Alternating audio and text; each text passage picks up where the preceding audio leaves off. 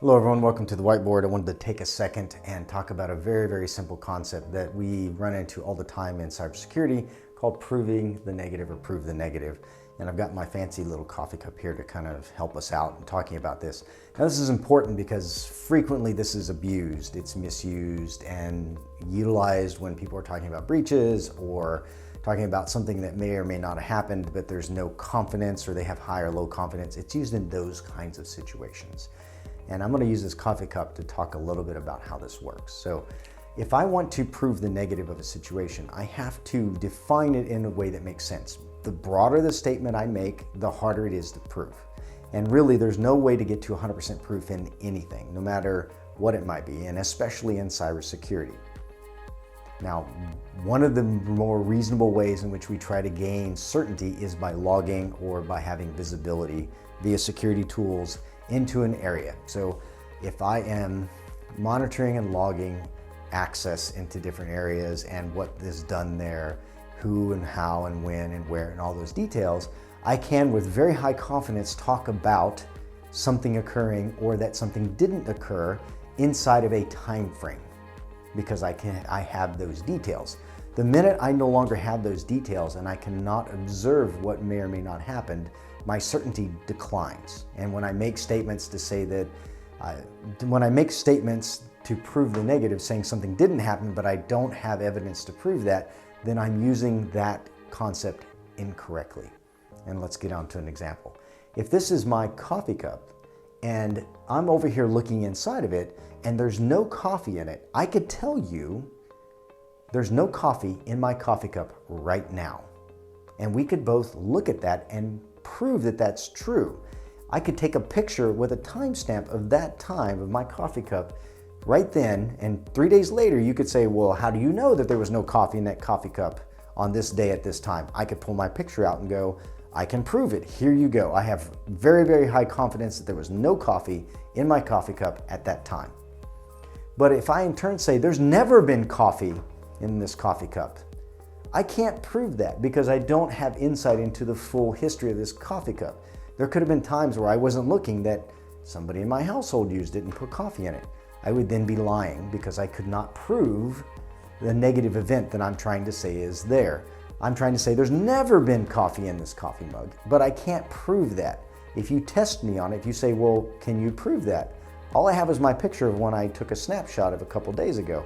I can't tell you that a year ago when I bought this coffee cup, it did not have coffee in it. I have no way to show that. But when you look at and listen to many breach responses, especially, but compromises, things like that, the legal jargon that slips in are statements like this. And one that happened, and I have links for down below, is the Ubiquity breach, which happened back in January, admittedly, but has come back into focus here in March and April, as a whistleblower has come out and said more things about what happened and implied that there was a little bit of media spin and cover-up going on, but that's a different story. Feel free to read in the description about how that is articulated. Brian Krebs, who is a wonderful reporter in our industry for cybersecurity, has detailed that in a couple of articles and does a wonderful job kind of painting those pictures for us, so I won't repeat his awesome work. What I will say is they make a statement saying that no customer data was accessed or even targeted. Now that second part is really odd, but I'll go with the first part right off the bat. To say something wasn't accessed, back earlier when I talked about, you have to have logs all the time. Or on my coffee cup, if I had a camera on it 24/7 for the whole time I owned it, from the time it was created till the time I got it, and I could watch through all those and look through it and say, okay, yeah, there's never been coffee in there, I could have really high confidence that I was right because I have oversight and logging and all the insight and understanding I need to make that kind of statement. But the minute I have gaps, it becomes very difficult to make that statement and prove it. A key point. So when they came in and said, at no point was customer data accessed or even targeted, they're trying to prove the negative. They're trying to say, no. The attacker got into my network. They may have had admin credentials. They may have had full access to everything. And I may not have logging turned on to see what they did and didn't do, but I'm going to tell you that they did not access this. Now they're using this wrong because they cannot prove that. Unless they have that complete scrutiny that is necessary, they should not make that statement. If they get tested on it, which they might reasonably, And the reasonable way that it might happen is the attacker comes out and says, yes, I did, and proves it by showing he has access to customer data, or proves it by breaking into customer locations or utilizing their credentials. That's the biggest way that you know that someone just lied to you, is when those things happen, because they prove the fact that that's wrong, that they did target that they did get into it. And while I'm on the statement, accessed is one thing. It's one thing to say they did not access things. It did not access customer data. It's a complete different ballgame to go, but they didn't even target it. That's a strange statement to make, because that implies a lot of understanding about what the attacker was doing. Now, admittedly, in their response in April, they outlined that they had well-crafted evidence, no more details than that, but well-crafted evidence showing that the attacker had in-depth understanding of their cloud infrastructure. Now that's interesting and implies insider, among other things, but that's very interesting for them to say. But to take that and then draw the conclusion of targeting and then make a statement saying that there was not even targeting for customer data is very hard to accept. Very hard to accept. And given that it's clear the attacker not only broke in and had access, but stole things and then came back and tried to extort Ubiquiti, it makes that scenario even weirder to me. Because even if the attacker said, hey, I wasn't after customer data, why in the world would you even trust or believe them? Because let me paint this in a different way. The attacker breaks into your house while you're not looking. They kick your door in, they rummage through your stuff, they go through 3 out of 9 rooms and they're stealing things. And then when you come home and you find it, the next day they call you and they're like, hey, all that stuff I stole, I want you to give me money to get it back. But don't worry about your underwear drawer because I didn't look in there. And don't worry about where you hid XYZ because I didn't look at that either. That doesn't make any sense. That does not instill trust in me. Does not instill trust that the attacker is being truthful and that I should trust them.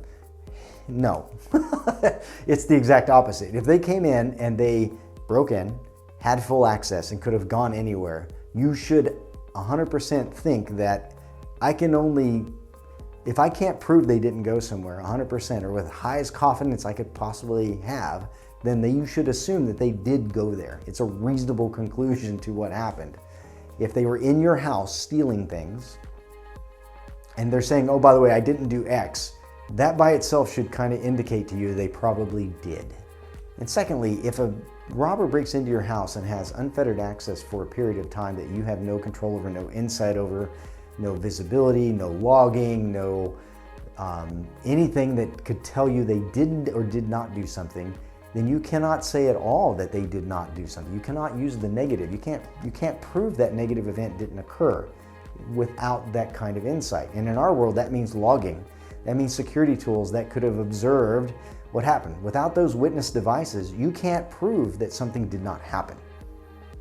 And if you say that, like they did very boldly, you're hoping that the attacker does not take that information and abuse it further. Because the minute they use something they stole from you to attack someone else or access something that you said they did not, you could be caught in a very compromising situation where you could be in a lot of legal trouble.